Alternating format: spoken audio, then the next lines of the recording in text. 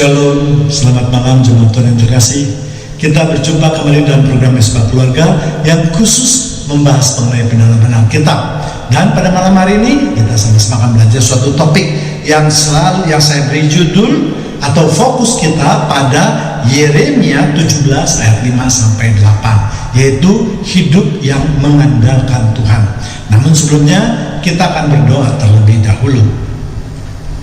Puji syukur kami naikkan di hadapan-Mu Tuhan, sebagai ungkapan rasa terima kasih kami Tuhan atas semua kebaikan Tuhan, atas pemeliharaan Tuhan, atas kasih-Mu yang baru setiap pagi Tuhan. Malam ini kami datang di hadirat Tuhan, membuka hati dan pikiran kami untuk mendengarkan kebenaran daripada firman-Mu Tuhan. Untuk itu, mari urapi kami yang hadir, yang mengikuti ibadah pada malam hari ini Tuhan, agar kami dapat lebih mengerti akan isi hati Tuhan. Di dalam nama Tuhan Yesus kami berdoa dan mengucapkan syukur.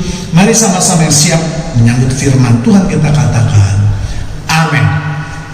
Baik, mari kita pada malam ini kita akan berkonsentrasi saja pada Yeremia 17 ayat 5 sampai 8. Sebab ayat ini banyak sekali disalah tafsirkan ya.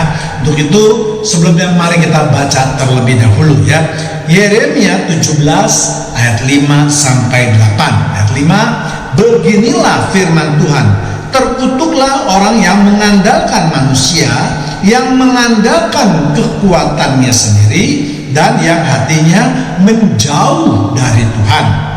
6, ia akan seperti semak bulus di padang belantara, ia tidak akan mengalami datangnya keadaan baik, ia akan tinggal di tanah angus, di padang gurun, di negeri padang asin yang tidak berpenduduk. 7, diberkatilah orang-orang yang mengandalkan Tuhan, yang menaruh harapannya pada Tuhan. 8, ia akan seperti pohon yang ditanam di tepi air,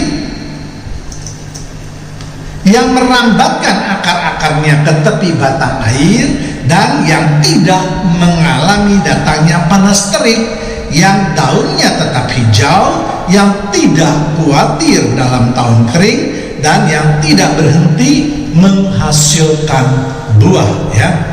Jadi dalam ayat yang baru kita baca tadi seringkali ditafsirkan sebagai ayat yang berhubungan dengan kehidupan duniawi ya, yang pada intinya supaya kita jangan mengandalkan orang lain maupun diri kita sendiri.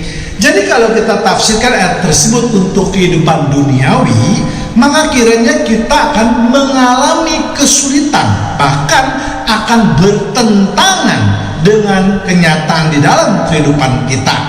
Padahal firman Tuhan harusnya itu dapat kita lakukan atau kita praktekkan di dalam kehidupan kita sehari-hari. Dalam ayat yang baru saja kita baca, tentu kita mengerti bahwa Tuhan itu berbicara dua hal ya, masing-masing dua ayat. Dua ayat yang pertama itu Tuhan berbicara mengenai kutuk bagi mereka yang mengandalkan hidupnya pada manusia atau kekuatannya sendiri. Sedangkan dua ayat berikutnya Tuhan berbicara berkat bagi mereka yang hidupnya mengandalkan Tuhan. Kita akan membahas ayat per ayat dengan menafsirkan sebagai ayat yang berhubungan dengan kehidupan duniawi terlebih dahulu ya. Nanti jemaat Tuhan akan melihat mana yang lebih cocok dan mana yang lebih tepat ya. Kelima, beginilah firman Tuhan, terkutuklah orang yang mengandalkan manusia, yang mengandalkan kekuatannya sendiri, dan yang hatinya menjauh dari Tuhan. Arti kutuk adalah doa atau kata-kata yang dapat mengakibatkan kesusahan atau bencana kepada seseorang ya. Ayat ini juga sering dibaca sepenggal atau dipenggal ya. Terkutuklah orang yang mengandalkan manusia. Kalau itu yang dibaca secara harfiah, lalu bagaimana dengan kehidupan kita sekarang ini? Ya, kita tidak boleh mengandalkan manusia kata firman Tuhan. Contoh ya, kalau kita sakit, apakah kita tidak boleh pergi ke dokter misalnya ya, atau misalnya kita tidak boleh pergi ke rumah sakit, kita harus duduk saja terus kita berdoa mengandalkan Tuhan supaya Tuhan yang menyembuhkannya ya. Demikian juga dengan peralatan dan obat-obatan yang juga dibuat oleh manusia. Apakah kalau kita sakit kita tidak boleh makan obat-obat yang merupakan buatan manusia atau orang lain? Atau kita hanya duduk lalu kita berdoa saja kepada Tuhan? Ya, ini contohnya. Atau contoh lain misalnya kalau mobil kita mogok, apakah kita tidak boleh atau tidak usah mencari orang atau montir atau orang yang berpengetahuan atau memiliki keterampilan untuk memperbaiki mobil? Atau kita tidak boleh membawa mobil kita ke bengkel, lalu kita hanya duduk saja lalu kita berdoa memohon kepada Tuhan?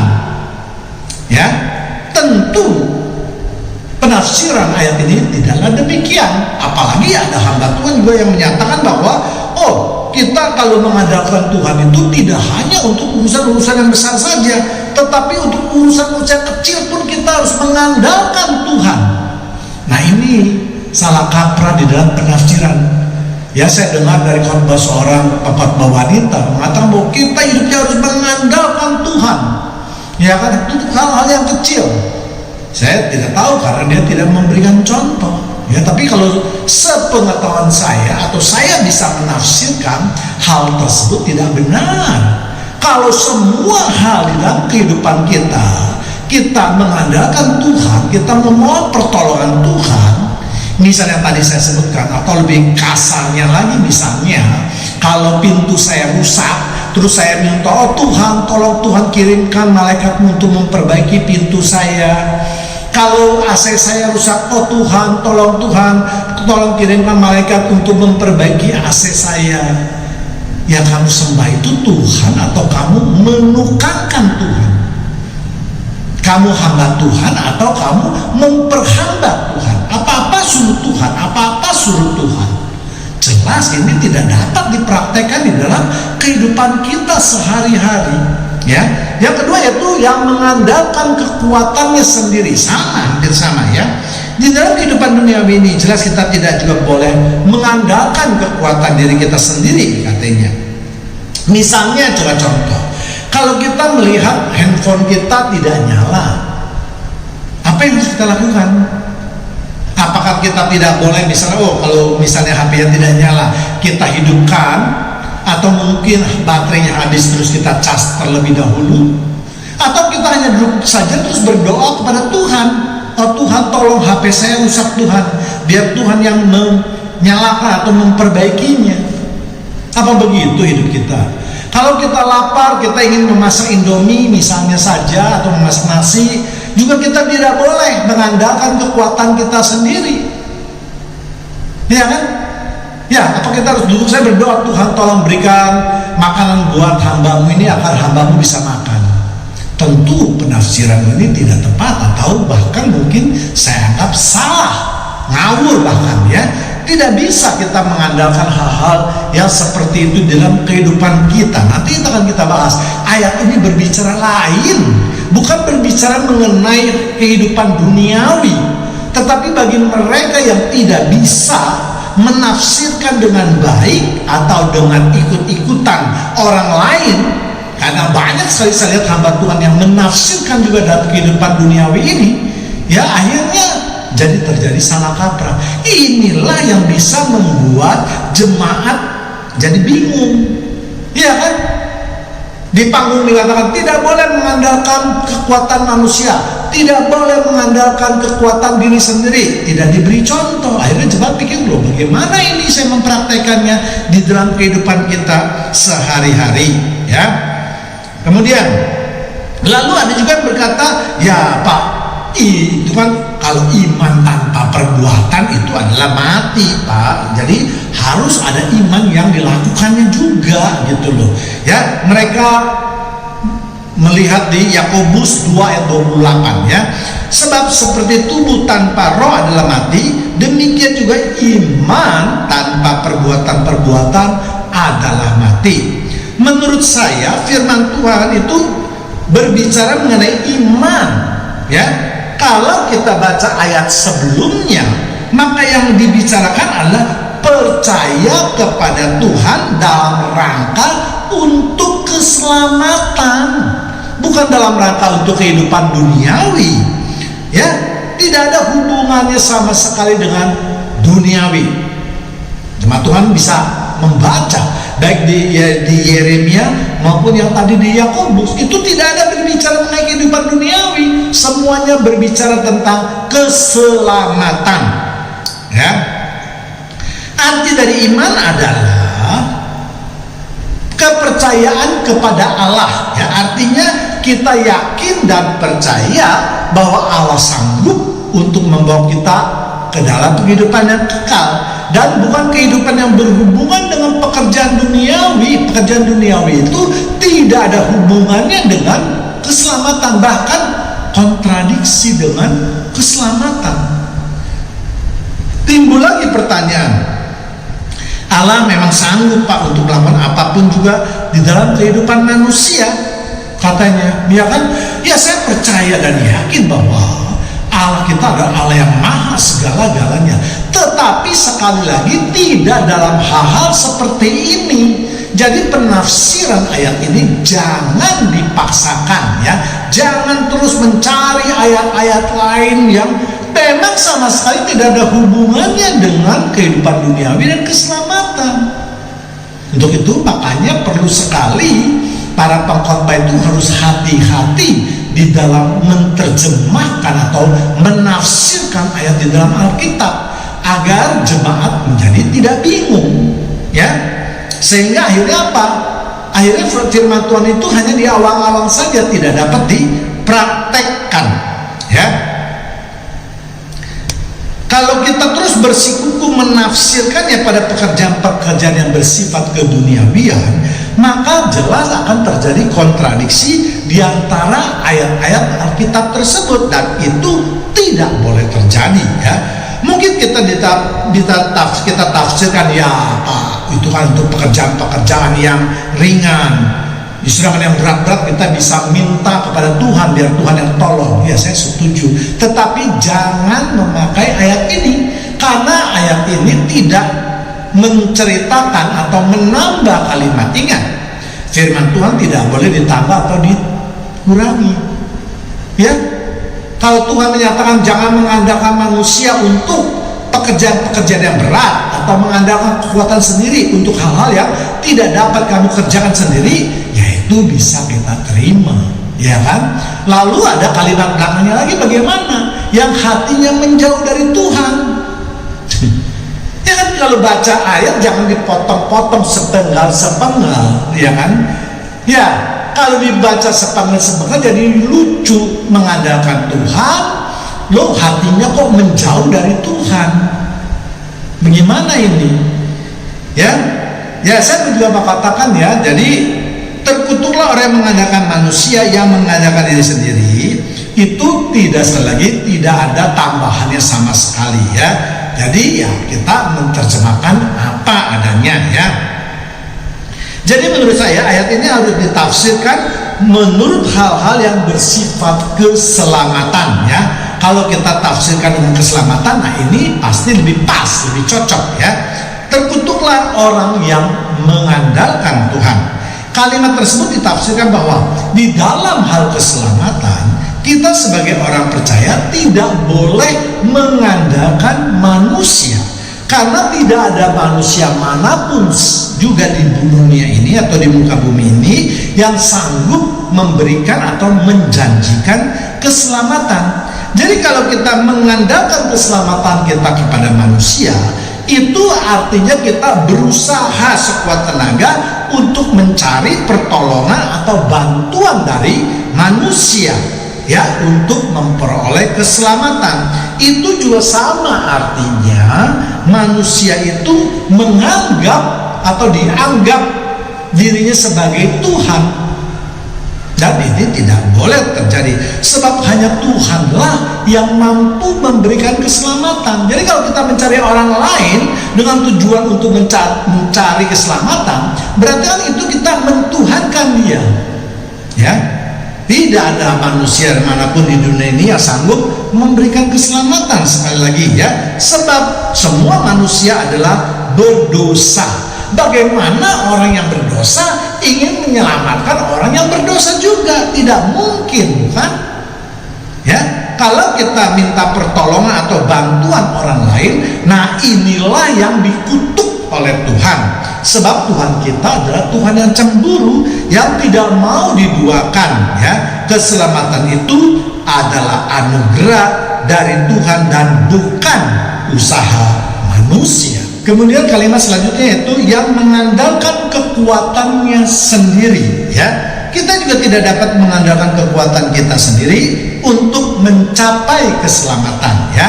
Betapa hebatnya pun kita manusia, itu kita tidak akan mampu membawa diri kita pada keselamatan. Kita baca di dalam Alkitab, semua tokoh Alkitab, ya, apakah mereka yang hidupnya itu berkenan di hadapan Tuhan, diberkati Tuhan, ya kan, atau yang berkuasa yang hidupnya sangat mengandalkan Tuhan, yang suci sekalipun, bahkan mereka yang sanggup melakukan hukum Taurat pun tidak mampu membawa hidup mereka ke dalam keselamatan. Ya, semuanya itu membutuhkan pertolongan Tuhan.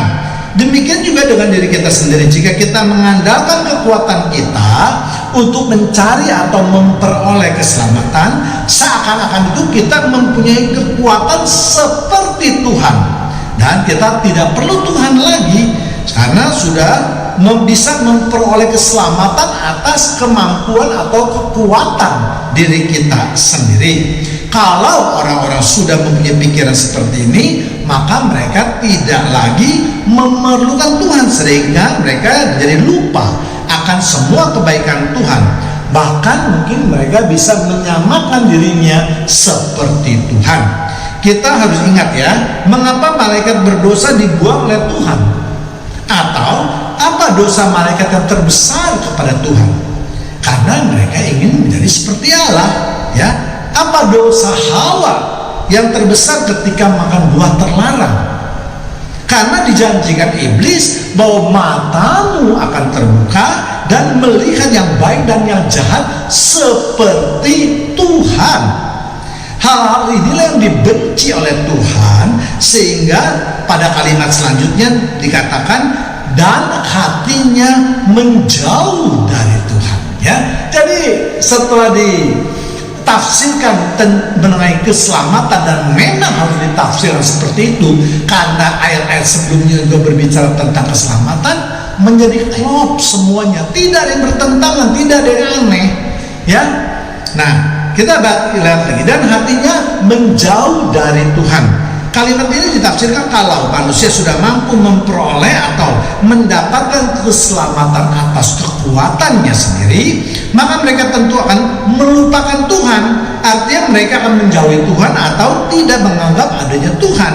Mereka akan bebas melakukan apapun juga karena tidak ada penghukuman atas kehidupan mereka, baik sekarang maupun nanti, karena mereka bisa mencapai keselamatan, ya.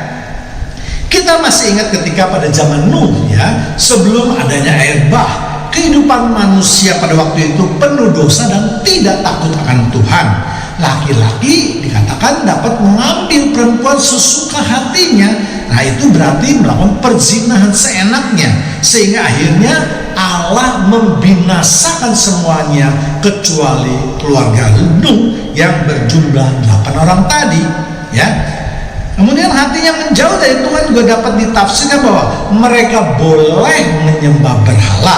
Seperti juga banyak tokoh dan kejadian di dalam perjanjian lama, di mana bangsa Israel seringkali ketika memperoleh berkat dari Tuhan, lalu mereka mendirikan bukit-bukit pengorbanan untuk menyembah berhala. Ya, inilah yang paling dibenci oleh Tuhan, sebab Tuhan telah mengatakan bahwa dirinya adalah Allah yang cemburu, dan jangan engkau menduakan Tuhanmu.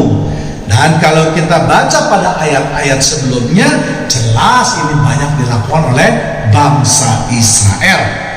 Kata menjauh dari Tuhan artinya tidak lagi memperdulikan Tuhan. Yang lalu dapat ditafsirkan juga dapat berbuat sekehendak hati mereka, termasuk tentunya melanggar perintah Tuhan, ya. Misalnya mereka menyembah ilah lain, kehidupan mereka tidak berkenan di hadapan Tuhan, berfoya-foya, mengambil istri asing, suka berkuasa atas apapun juga, dan seterusnya. Jadi praktek dari ayat ini adalah kita harus mengandalkan Tuhan ketika kita hendak mendapatkan keselamatan. Sebagai murid Yesus tentu kita mengandalkan Tuhan Yesus atau Yesus Kristus sebagai Tuhan dan Juru Selamat. Karena hanya Tuhanlah yang mampu memberikan atau menuntun kita menuju keselamatan, sebab Dialah yang mempunyai kerajaan sorga. Kemudian ayat 6, ia akan seperti semak bulus di padang belantara, ia tidak akan mengalami datangnya keadaan baik, ia akan tinggal di tanah angus, di padang gurun, di negeri padang asin yang tidak berpenduduk.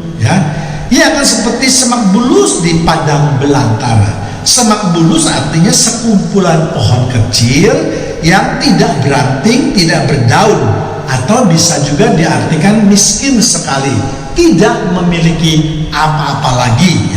Orang-orang yang hidupnya tidak mengandalkan Tuhan untuk mencapai keselamatan, maka digambarkan akan hidup seperti semak bulus di padang belantara. Hal ini tentu saja tidak bergantung kepada hartanya, dengan kedudukannya, dengan kepandaiannya, dengan kuasanya, dan seterusnya.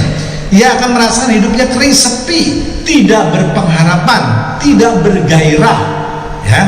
Dalam kehidupan nyata kita sering melihat orang-orang yang mempunyai harta, mempunyai kedudukan, mempunyai teman, tapi merasa hidupnya hampa, kosong. Inilah sebenarnya yang menjadi perhatian kita, bahwa orang yang hidupnya di dalam keselamatan tidak mengandalkan Tuhan, maka ia kosong, ia hampa. Walaupun dia punya banyak harta, banyak teman, banyak kegiatan, ada kedudukan, dan seterusnya. Sama seperti apa yang dikatakan oleh pengkhotbah, bahwa semuanya itu adalah sia-sia belaka. Ia tidak akan mengalami datangnya keadaan baik. Dan jika kehidupan itu dijalani terus, maka ia tidak akan mendapatkan suatu perubahan apapun juga. Ia mungkin mengharapkan keadaan akan menjadi lebih baik. Itulah yang ingin Tuhan katakan, bahwa kalau hidup tidak bersama Tuhan, maka konsekuensinya hidupnya akan bagaikan tanah kering. Kemudian dia akan tinggal di tanah angus, di padang gurun. Sekali lagi Tuhan memberikan gambaran tentang tidak ada pengharapan sama sekali untuk hidup. Sudah di padang gurun ditambah dengan tanah yang angus pula, maka itu berarti sudah tidak mempunyai pengharapan apapun juga. Berapapun usaha yang dikerjakan atau diusahakan, maka tetap tidak akan menghasilkan apa yang baik. Ia akan binasa, hanya waktu saja yang menentukannya. Di negeri padang asin yang tidak berpenduduk, bangsa Israel tentu tahu bahwa di laut mati yang airnya begitu asin, maka tidak ada makhluk yang bisa hidup. Begitu asinnya sehingga memperoleh kehidupan di sekitarnya, sehingga tidak ada makhluk yang hidup, karena kita tahu angin yang bertiup itu membawa tingkat keasinan yang sangat tinggi sehingga mematikan kehidupan di sekitarnya. Itulah gambaran Tuhan kepada orang Israel yang selalu berpaling ke ilah lain. Gambaran itu tentunya memberikan kita pelajaran bahwa di dalam kehidupan kita Tuhan itu berkarya. Tanpa karya Tuhan, maka kehidupan manusia akan mengalami seperti apa yang telah kita bahas tadi. Demikian juga dengan lingkungan kita. Itulah kehidupan yang kita akan alami kalau kita menjauhkan diri kita kepada Tuhan. Sekarang kita akan membahas mengenai berkat yang diterimanya bila kita mengandalkan Tuhan. Diberkatilah orang yang mengandalkan Tuhan. Tuhan berfirman akan memberkati orang-orang yang mengandalkan Tuhan. Apa sih berkat yang terbesar di dalam kehidupan kita? Banyak harta, banyak perusahaan, kedudukan yang tinggi, kepandaian yang mumpuni misalnya. Sebagai murid Tuhan, tentu kita tahu bahwa berkat yang paling besar itu adalah keselamatan kita. Apa gunanya kalau kita memiliki semua itu? Bahkan firman Tuhan mengatakan, apa gunanya kita memiliki dunia kalau kita itu binasa? Tidak ada gunanya. Semuanya apa yang kita miliki itu tidak dibawa, ya. Untuk itulah makanya kita harus berhati-hati di dalam kehidupan kita ini, ya. Kita harus ingat rencana Tuhan terhadap hidup kita. Kita yang diciptakannya sesuai dengan gambarnya. Artinya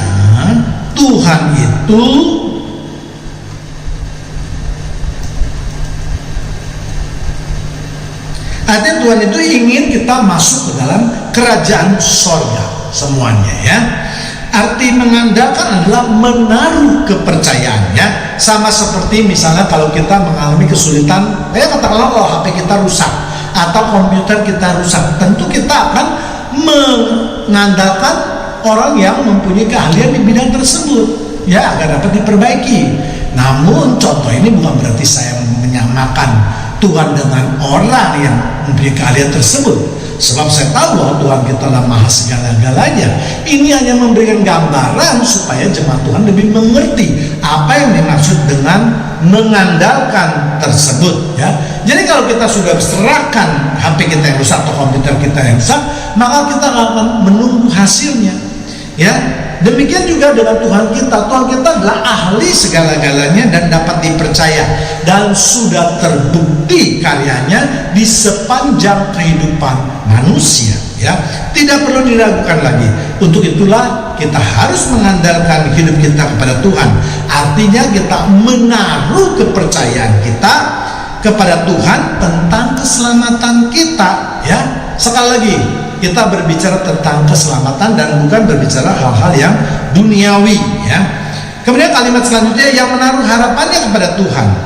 Kita tidak hanya mengandalkan Tuhan dalam arti kata Tuhan mengerjakan permasalahan kita, tetapi juga menaruh harapannya, artinya kita yakin apa yang kita harapkan itu akan terwujud. Kita yakin kalau kita boleh beroleh kerajaan surga itu akan terwujud, ya. Semua permasalahan tentang keselamatan kita akan dapat diatasi dengan baik.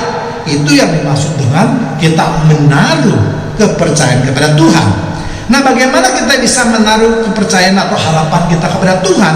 Tentu yang paling penting adalah iman percaya kita. Iman berbicara mengenai percaya kepada Tuhan dalam arti kata juga keselamatan, ya. Kita percaya bahwa Allah sebagai pencipta alam semesta ini akan mampu menyelesaikan segala permasalahan hidup kita yang berhubungan dengan keselamatan, ya. Kalau Allah bisa menciptakan alam semesta ini dalam waktu 6 hari, maka Dia juga pasti sanggup menyelesaikan semua permasalahan kita. Kalau Allah sanggup mengubah gelap menjadi terang, maka saya kira Allah juga sanggup mengubah kemalangan kita menjadi berkat. Amin. Ia akan seperti pohon yang ditanam di tepi air. Tuhan memberikan gambaran bahwa orang yang hidupnya mengandalkan Tuhan akan seperti pohon yang ditanam di tepi air. Mengapa harus demikian perumpamaan tersebut? Karena kita tahu bahwa setiap tumbuhan atau pohon itu memerlukan air. Tanpa air mereka akan mati, tidak bisa tumbuh, ya. Demikian juga dengan kehidupan manusia. Tanpa iman percaya kita kepada Tuhan, maka kita tidak akan bisa hidup, ya. Apapun yang kita kerjakan tidak akan mampu untuk menjadikannya sebagai pegangan hidup. Hidup tanpa mengandalkan Tuhan sama seperti hidup di padang gurun yang angus. Tadi sudah dikatakan. Sebaliknya kalau kita hidup mendekatkan diri kepada Tuhan, sumber kehidupan itu dan keselamatan itulah yang terbaik, ya. Contoh dalam Alkitab, dimulai dari Adam dan Hawa jatuh ke dalam dosa, maka Tuhanlah yang menyediakan korban hewan, dan akhirnya itulah salah satu cara manusia pada zaman itu untuk membersihkan dosa mereka agar mereka dapat mencapai keselamatan, yaitu tercatat di dalam kitab Imamat, ya. Pohon yang ditanam di tepi aliran air itu akan cepat sekali tumbuhnya. Demikian juga iman percaya kepada kita. Kalau kita percaya kepada Tuhan yang merupakan sumber kehidupan, maka iman kita juga akan tumbuh dengan cepat, ya. Alkitab tidak mengatakan bibit ataupun tanaman kecil yang ditanam, tetapi pohon. Artinya tumbuhan yang sudah mempunyai batang yang kuat menghadapi pencobaan, yang merambatkan akar-akarnya di tepi batang air ya. Dengan pohon yang ditanam di pinggir aliran air, maka otomatis akar-akarnya itu akan masuk ke dalam aliran air yang banyak, yaitu batang air ya, karena pohon besar itu jelas makin membutuhkan air yang lebih banyak. Dengan demikian ancamannya pun semakin besar, karena kadang-kadang di aliran air itu ada ya, di bawah berbagai macam benda yang dapat mungkin merusak akar pohon tersebut ya. Namun akar pohon tersebut akan terus tumbuh dan tumbuh dan tumbuh, akhirnya membuat pohon tersebut menjadi lebih besar lagi ya. Demikian juga iman percaya kita.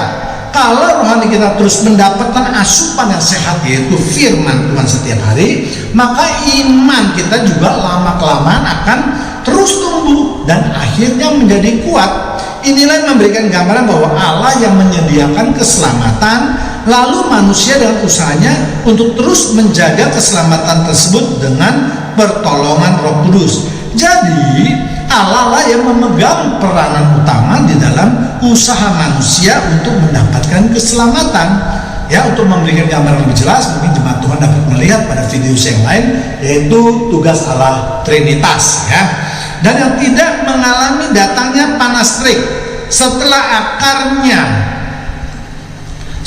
pohonnya kuat, maka datang lagi berbagai macam halangan. Salah satunya adalah panas terik. Bagi pohon yang tidak berada di dekat sumber air, maka pohon tersebut akan menderita ya. Mula-mula daunnya kuning, lalu berguguran dan akhirnya mati ya. Tetapi lain halnya bagi pohon yang dekat, hidupnya dekat dengan sumber air ya. Justru panas terik itu yang dibutuhkan supaya pohon tersebut dapat terus tumbuh menjadi lebih besar, daunnya menjadi lebih rimbun, karena pohon tersebut akan terus memasak makanannya di daun dan akhirnya pohon tersebut menjadi sangat kuat dan sangat besar.